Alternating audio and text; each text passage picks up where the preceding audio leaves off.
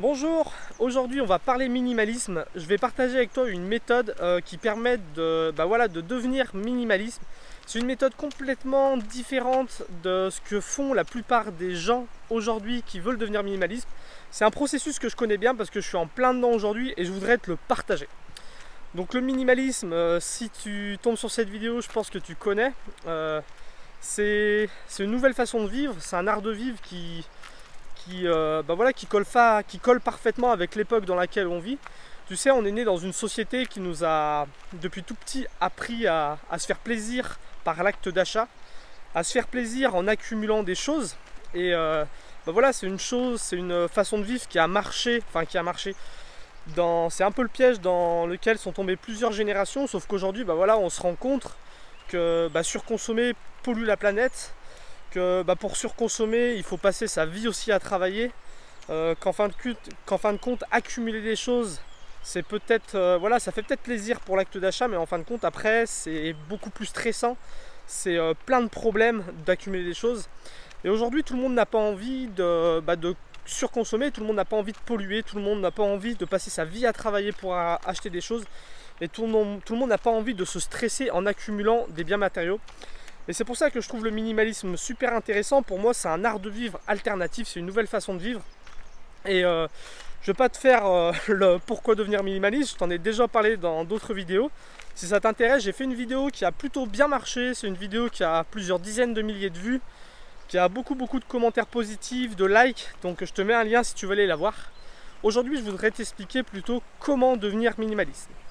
Je ne sais pas si tu es familier avec la loi de Pareto. La loi de Pareto, elle t'explique qu'en fin de compte, 20% de tes actions t'apportent 80% de satisfaction et que les 80 autres pourcents d'actions ne rapportent que 20% de satisfaction.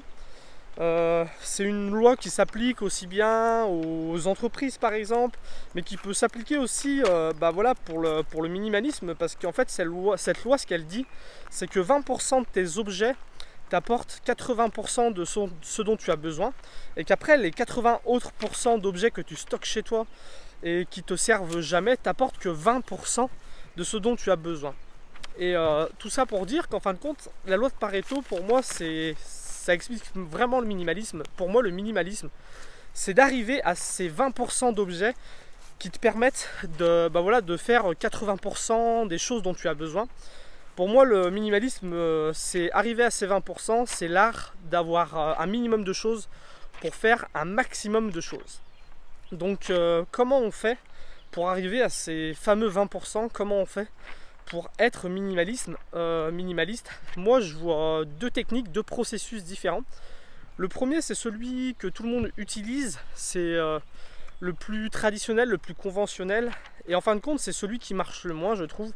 Si tu t'intéresses au minimalisme, parce que tu vas voir un petit peu la chaîne de toutes les personnes qui en parlent, si tu lis des bouquins de minimalisme, souvent on t'apprend à ranger tes affaires, on t'apprend à te désencombrer, à jeter, à vendre, à trier.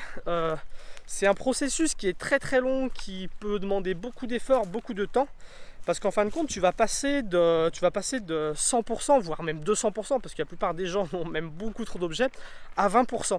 Donc si tu calcules, c'est un long chemin d'arriver à ces 200% jusqu'aux 20%. C'est vraiment un long cheminement qui demande beaucoup d'efforts.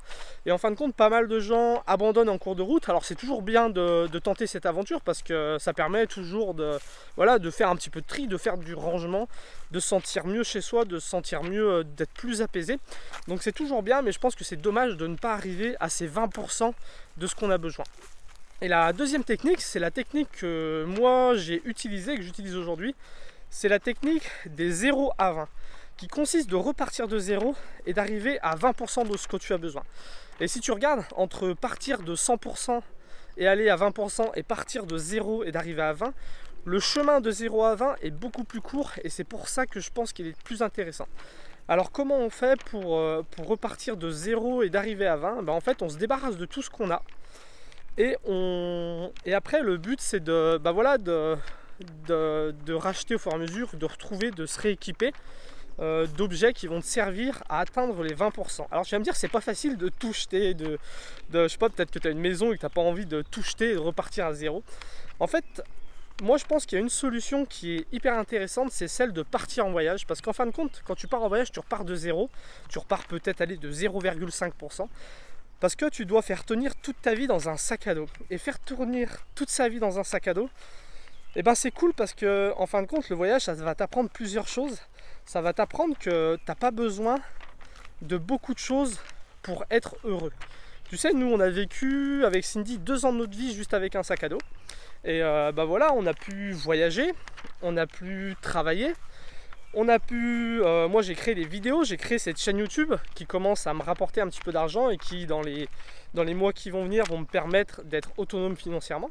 Donc voilà, avec juste un sac à dos, on a pu voyager, se faire plaisir, rencontrer plein de gens. On a fait le tour de l'Italie, on a été jusqu'au Sénégal en autostop, on a fait plein de choses, on a travaillé, ça ne nous a pas empêché de trouver du travail, de faire des rencontres, de créer même voilà, un petit business sur internet. Donc voilà, quand tu pars voyager avec ton sac à dos, tu te rends compte qu'en fait, tu n'as pas besoin de beaucoup de choses pour être heureux. Et tu te rends compte aussi que tu es beaucoup plus heureux en ayant moins de choses. Et voilà, le but, c'est pas non plus de rester toute sa vie avec un sac à dos. Moi, je t'ai déjà partagé une vidéo comme ça sur le minimalisme où je t'expliquais comment j'ai réussi à faire tenir ma vie dans un sac à dos. Et tu pourras aller la voir aussi si ça t'intéresse. Le but, c'est pas de rester comme ça, mais le but, c'est de repartir à zéro et d'arriver à 20%. Et je pense que le voyage, c'est le meilleur point de départ pour repartir de zéro. Parce que ça t'apprend toutes ces choses qui sont essentielles pour le minimalisme. Ça t'apprend à être heureux avant peu de choses. Et après, une fois que tu as atteint ces 0%, et ben c'est que là que tu vas commencer à reconstruire ta vie jusqu'à atteindre les fameux 20%. Donc si tu as déjà un appartement, si tu as déjà une maison, tu peux te dire, bah, mais moi je vais repartir en voyage et après quand je vais rentrer, je vais devoir tout revendre, tout jeter. Mais ce qui est intéressant de savoir, c'est que quand tu pars en voyage, en fait, souvent le voyage, ça fait un déclic et tu n'as plus envie de vivre comme avant. Moi, c'est vraiment ce que j'ai ressenti en voyageant. La première fois que je suis parti voyager, moi j'avais une petite maison à la campagne, ma cave était pleine de choses, mon garage était plein de choses, ma maison était pleine, mes placards étaient pleins de choses. Et en fin de compte, quand je suis rentré avec mon sac à dos, et bien ces choses, même si je les avais encore, je savais que je voulais m'en débarrasser. Et en fait, ça n'a plus du tout été un problème. J'ai revendu plein de choses, j'ai fait du tri. Et voilà, je suis parti en colocation chez mon petit frère. Et en fait, j'avais besoin de beaucoup moins d'affaires. Et là, quand je suis reparti une deuxième fois, c'est pareil. Ces affaires, je m'en fichais complètement. Là, j'ai plus rien, c'est tout revendu, c'est tout donné.